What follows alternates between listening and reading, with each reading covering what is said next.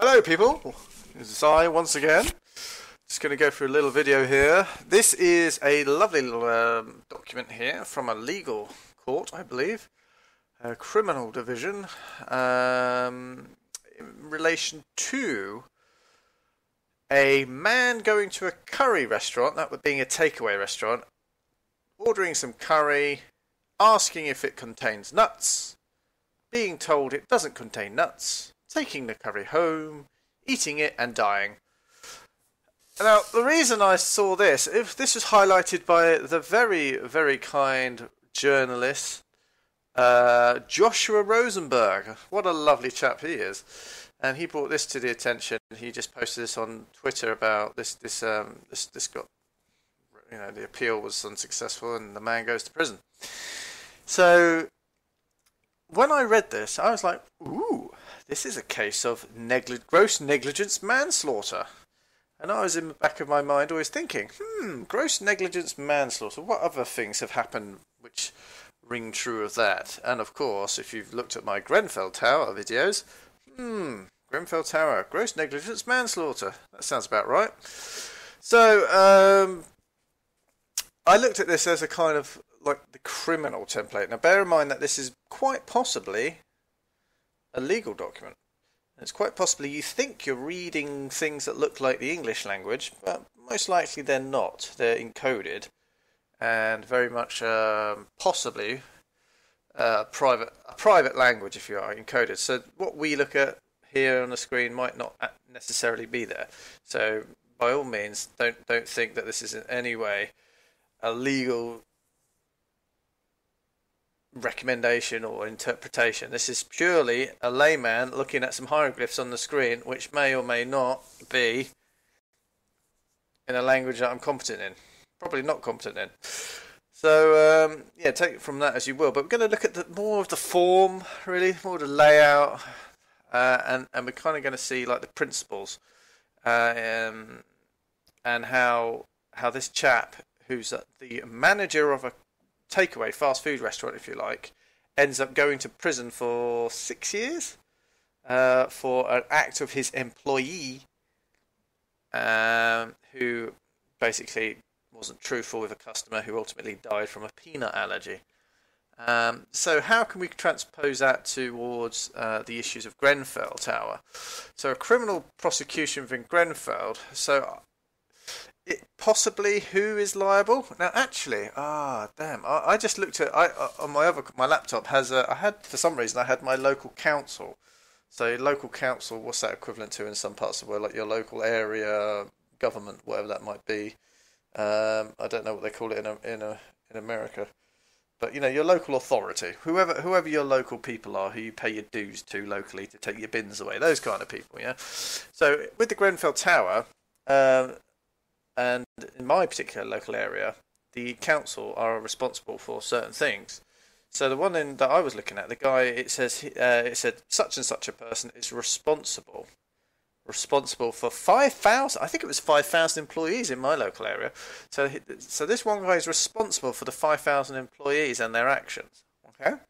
And I thought that, he's responsible. So he bears the responsibility. Therefore, he's bearing the liability of 5,000 employees. So he's got 5,000 people below him that if they really mess up, then he's ultimately liable. Now, if you remember in the Grenfell Tower incidents, the CEO or whoever the top dog was at the time of the Grenfell, shortly after he did step down, because his place potentially with a potential claim against him, he can't be insured with Grenfell hanging over him.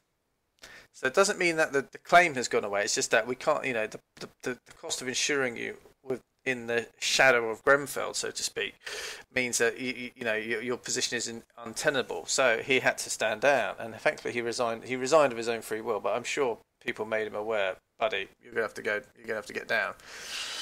So let's relate that back to here. So let's look at the layout. So this is before the judge. So this is in the criminal court of appeal. So this is appeal. So it's been tried by a jury, and now it's gone to a court of appeal.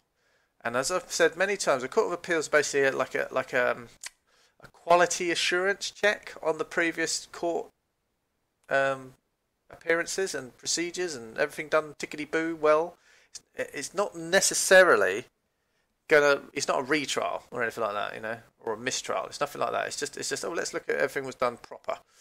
So the criminal division, on the appeal from the Crown Court at Teesside, the recorder in middle blah blah blah blah blah. So this is what they're appealing. So before, these obviously the people involved, all the highly professional and qualified and fully insured people. The respondent, so that's the person who's responding, and the appellant. Okay. So the appellant. So if you're the respondent, you're responding to something. You respond, and ent is pertaining to or accusative. So that being you've got to respond. You have to respond, and appellant. Did I do that before? I think it's just appellant, something like that. Probably not spelled. Oh, it is one who appeals from a lower to a higher court. Interesting, hey? Boom. So one who... Okay, so he's going from a lower to a higher court, because I suppose the higher court would be the appeal court, because it has the power to say, whoops, that wasn't done quite right. So that's why it would be a higher court in that respect. But remember, this is probably a higher court of the government, not the higher court of land, because if you read any kind of Black's Law Dictionary about courts of records, the facts of the trial, the evidence, can never be brought. Once it's done and dusted and the jury has rendered their verdict, it can never be brought into question, because based on that day and those facts presented, this is what these people believed on that day. So you can't bring that into dispute. You can't. Now you can have a retrial or claim it was a mistrial or something omitted. If there's some sort of blatant mistake that comes out later, you can have a retrial, but it's the trial on that day is forever correct, if you like. That wasn't the mistake of the people on that day. It was just the fact that later on more evidence. Hindsight is 20/20, and therefore that was not necessarily correct. It was maybe void, null and void ab initio, whatever these technical phrases are. But essentially, let's have a retrial. So that's the difference there. So that's why an appeal court is just literally looking down and saying, was everything done? Tickety boo.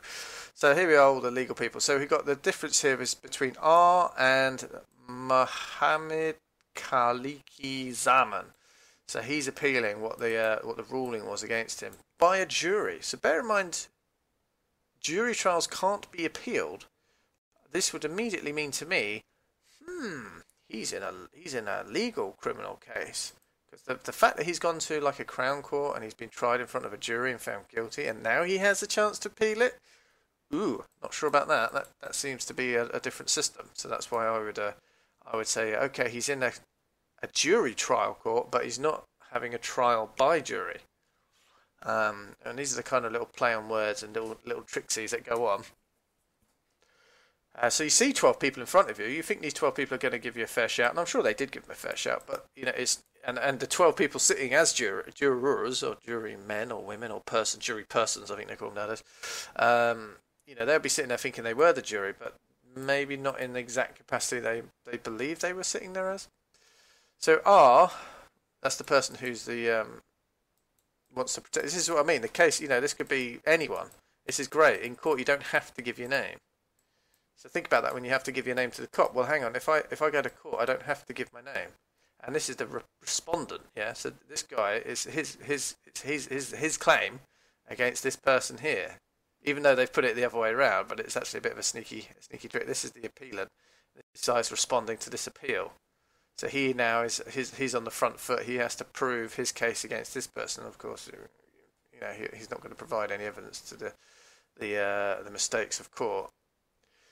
So in this case, R would be, let's ignore these words. So you'd have a prosecution and you have a defendant. So R would be like the people, for example, if you relate it to Grenfell. So I don't know, or if you just want to do a private prosecution on yourself, you would call yourself James. Let's say James versus whoever that man was in charge of the council at that time. I can't remember his name. He's got the fountain. He's got the largest gravity-fed fountain in the whole of England or Europe or something. So so it'd be James versus Bob, for example. Okay. So in here it says, this is just basically what I've already said. He's gone, to a curry place, ordered a curry. You can freeze the screen and have a read of that. It gives you some backgrounds, gives you the facts. So these are the facts. Appeal court is not retrying the facts. It's just the facts have already been established in the trial. Okay, so let me just freeze it there for you. So you can freeze that and have a look at the facts. But these are established. The appeal court's not looking at reviewing these facts. These facts are taken as true. So there we are. And when you've gone through the facts, you then go through the law, the capital I's law. So the appellant was charged with gross negligence manslaughter. So could the person in charge, could the man in charge of the council at the time of the Grenfell tragedy be charged with gross negligence manslaughter? Well, if you can get charged with gross negligence manslaughter for changing your almond cooking product, almond nut cooking paste, peanut paste, instead of using peanut paste, use almond paste, apparently. It means people don't die. But for the sake of cost, he changed it over to peanuts, and he forgot to tell his staff, or his staff forgot to tell the customers. And then for the customers go home, and for no fault of their own, they eat this peanut paste instead of almond paste, and they end up getting dead or having a cardiac arrest. Yeah, so now in relation to sticking highly flammable cheap as chips cladding on the side of buildings for the benefit of making it look pretty, vain pride based things like that, vanity. Yeah, okay. When there's other options available that weren't quite as combustible. So you've got to bear that in mind. So it's, in some ways, the economics of it are very similar, even though totally different cases. One guy's gone for cheaper nut paste from almond to peanuts, and the council's gone for the cheapest material potentially that they can find to cover their buildings with to make them pretty. So it's this is where economics influences people's rational duty of care to make sure that they don't harm their fellow man. So let's not have people get allergic reactions to nuts, and let's not wrap people in petrol-based plastic cladding. The prosecution had to prove the following elements. In accordance with the ordinary principles of negligence, the defendant owed the deceased a duty of care. So would you say, so in a restaurant setting, so does the restaurant owner have a duty of care to ensure that people are aware of what they're putting in their bodies? Absolutely. That's why when you go to a supermarket in England, they have to have all the ingredients on the back, regardless of how good or bad they are for you. So this it's your choice at the end of the day. You want to stick something crap into you, then by all means stick something rubbish into you. But if you wanna not stick something rubbish into you, you need to know that it's there so you can make that informed choice. And then here again with Grenfell Tower, so what duty of care would someone in charge of the council have in relation to a load of vulnerable migrant, in some cases, or maybe even refugees? Who knows what kind of people are in that tower? Maybe just economic transitory people looking for work from Europe. There's all kinds of, there might even be native-born people in that tower who got burnt. There's all kinds of people in that tower. But does the council, being the stewards of that building, potentially, I haven't looked into the exact who was in charge of that building, but if it's a council building, then they own the liability for it. And the man in charge of that would be the head honcho of the council. The defendant, so the person who's done the wrongdoing, was in breach of that duty of care. He was in breach. Well, he's clearly been shown to be in breach now, because up to something like 70 to 80 people officially have died in the Grenfell Tower, or is thought to have died in the Grenfell Tower. And the duty of care, again, to the restaurateur is to make sure customers are aware of what they're putting in their bodies. A reasonable, prudent person would have foreseen that the defendant's actions or omissions constituted a breach of duty, had exposed the deceased to an obvious and serious risk of death. Not even death, but there was obviously a risk of death should you not tell people that they might be allergic to the peanuts in your food, or in this case, especially when they ask about it. Confirmed that the relevant risk to be reasonably foreseen is nothing less than a risk of death. So, again, with the cladding, the cheapness of it, it never passed fire safety tests post, they've experimented on it. So how did it ever get through building planning how was it ever established that this was a legitimate material to stick on publicly owned buildings? The breach of duty was either caused or made a significant contribution to the death, basically. So, although the councilman didn't start the fire, now that's an interesting point. It was started on the 6th floor by a random guy's fridge exploding, but the fire was obviously significantly aided and assisted by the fact that the building had been clad in a very flammable, turns out to be highly toxic fumes when once burned material that meant that people were, in grave peril being in that building. The departure from the defendant's conduct from the proper standard, I'm hearing, of care incumbent upon him. Yeah, once you offer a service to the public, you become incumbent upon their safety and well-being. So a restaurant, if you open up a restaurant chain and you're serving food to the public, it's incumbent upon you to make sure the public doesn't fall sick. If you're housing people, it's incumbent upon you to make sure the building doesn't fall down, that their fire exits aren't blocked up, that their fire alarms are working. Just basic things, really, involving as it must have done the risk of death. Reading legal here, was much that the breach of duty can properly be characterised as gross negligence and therefore criminal. So they're trying to prove that it was gross negligence manslaughter, and somehow that fits into the criminal box. And now the trial. So now they're arguing about points of the trial. So I don't know if you can see it up here. I'll try and link this in the description. But yeah, by all means, pause, have a read. We're not arguing these facts. These facts have already been tried and found to be true. The jury, having grappled with these issues, found the appellant guilty of gross negligence manslaughter. And again, if I come back to that cyclist I did. So here we got a case where the guy wasn't even the guilty part. He didn't even feed this guy. Well, he did in an indirect way, but it wasn't like he was making the curry. He could have been sitting on a beach in a holiday island while his staff in the restaurant are giving out food with peanuts and not telling people there's peanuts in it. So even though you're not technically there, all those people work under your business, and yes, you believe, it might be limited company or a limited liability, but the limited liability, the benefit of that is to debts, yeah, not to duty of care to your fellow man. So business debts, like money borrowing debts, it's limited to what it has within it. But in terms of liability and duty of care, you better believe those directors can be called up and brought to account if they're not doing, if they're doing harm, or it's found to be that they're doing harm to the people. So that's all I have to say about that one.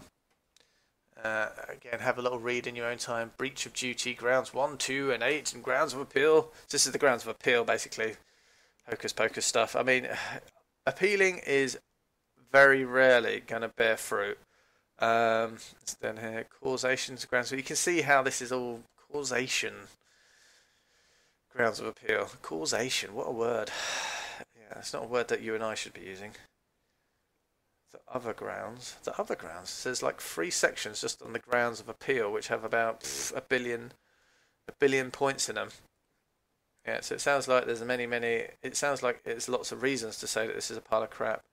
But thank you for your legal interpretations. Thank you for your legal requests and petitions and sentence in relation here in respect to the sentence. So Mr. Laprelle submitted that 6 years imposed was manifestly excessive. So think of manifesto, manifestus, and here is this little word coming up here, manifestly excessive. In fact, I've talked about manifesto and manifestus meaning like to make clear. So it's a public declaration, it's to make clear. But manifestus also has an element of betrayal, okay? Because betrayal is if you do not make something clear, like full disclosure it's sometimes referred to, then obviously you're betraying some trust or you're not bringing all the things into light. Let's have a look here what this manifestly means. Clearly. So it's just, well, why wouldn't you use the word clearly? You see what I mean? This is because we're not speaking in English. Imposed. Imposition. This is all Latin and Roman. In respect to the sentence, Mr. Lapel submitted, I'm begging you that the 6 years imposed is an imposing, imposed, like given arbitrarily, was clearly excessive, particularly having regard to the appellant's good character. So this is not even they're not even using the guy's name. He's now been conflated into something called an appellant. Good character and comparable levels of sentencing imposed on other cases of gross negligence manslaughter. Also, I highlighted this in my Mrs. Briggs, the cyclist who hit her and killed her in the streets of London. She died, and I was looking at the difference between murder, like premeditated murder and manslaughter. Now, obviously, someone's died. Okay, at the end of the day, someone's died. Now, let's establish the facts around it. Let's see if it was premeditated murder, if that's a charge that can stick, or let's see if we can say, right, you murdered someone, but it was totally unintentional, and therefore it falls into the ground of manslaughter. Now, someone still died, so it's not like murder and manslaughter. Quite often, the death is not treated any different. It's just that because obviously someone has lost their life tragically, but the elements surrounding it make it very fluid in terms of sentencing. So this is where manslaughter, it becomes a manslaughter charge if someone's died. But what was your duty of care? What was all the facts and the evidence around that duty of care? Did you do everything in your utmost? Was the packet of almond nuts? Did somehow the packet of almond nuts have foreign or alien traces of or significant amounts of peanuts in it? So you thought you were spooning almond nuts into his curry to stop it, so that your customers didn't have a peanut allergy, but it turned out that batch was a dodgy batch. There's so many variables around this. So essentially the case is just negligence manslaughter, or what some people like to call it, gross negligence manslaughter. But there's so many facets around this that could have made it murder. Perhaps one of the staff members thought, this bastard, he comes every week and he swears at me and I'm going to put peanuts deliberately into his food. There's all kinds of facets that could have been going on here. But manslaughter doesn't detract from the fact that someone still died. So murder and manslaughter, someone still died and the sentence has to, you can't say, it was just manslaughter, let me go. You have to, the judges and the judiciary have to look at it as it's still someone's died. What is the appropriate punishment or crime or penalty, if any? Good character. This is saying he's a good character. Now, the funny thing with his good character, they were appealing about something to do with this this Lucas thing. Now, I was like, what the hell does this mean? Lies of the accused and the Lucas direction. So I'm not going to interpret this for you because I have no idea what this is all about. But let me just zoom in. So this is the first bit. Have a pause, have a read. This somehow came up into his defence, or his something about lies and stuff in relation to what you said before and what you say now. And again, I would relate that to my police, you have the right to remain silent video, and why. But, what you say before, if it doesn't match up with what you say today, then they're going to say, hang on a minute, there's a discrepancy here. That day you said it was raining, but today you said it was sunny on that day. What the hell is going on? You're reducing your standing, you're knocking yourself off your pedestal of being a good, honest, honourable man. Yeah? So that's why you have the right to remain silent. Wait for your day in court. Don't contradict yourself in any way. What else have we got going on here? I think that's pretty much the main points. But, it's a simple case, really. As to why the director of the Kensington and Chelsea Council has not had this kind of claim or case made against him, bear in mind, it's pretty self-evident what happened. Was he in charge of the council? Yes. Was he in charge of the council during the time that the cladding was agreed to be put up? Who knows? That might require one bit of information. And if he was, then was he there when the people burnt it? Was the people in the building under his duty of care when the fire happened? Yes. Well, what more can you say? 70 counts of manslaughter. I mean, holy macaroni. But again, I think of all the lawyers and all the criminal specialists in the country, why has this person not been done by one of these societal members? Yeah, why hasn't one of them got the good conscience to stand up and say, you know what, those Grenfell people can't do this themselves because they're probably not familiar with our legal system, our criminal justice system. Why is not one person pro bono stood up for the people of Grenfell and say, this is a pretty straightforward case with, let's say, between the people and that guy who's in charge, I don't know his name, And why don't I just do it on their behalf? Why don't I go down to Grenfell and just put up a notice on the church, that church that's right next to the building that burnt down, and say, look, if you wish to put your name onto this and give evidence, or just put out an appeal if you have evidence. All this time that's going by, people are forgetting, people are not remembering, people's going to change their testimony, people aren't going to remember the minute detail. I hope to God they do, but you can see how time going by actually makes this much harder to do. And it seems to me that the fact that we've had such a long wait already and the police aren't getting involved, unless a private member of the public does this for or on behalf of the Grenfell residents and has at least a base amount of evidence just to say in front of a jury in particular that this man was in charge, up to 70 people have died. These are the people who can say that they've testified to the fact that their loved one's missing, and obviously don't defraud the people or the public or the court, for Christ's sake, people.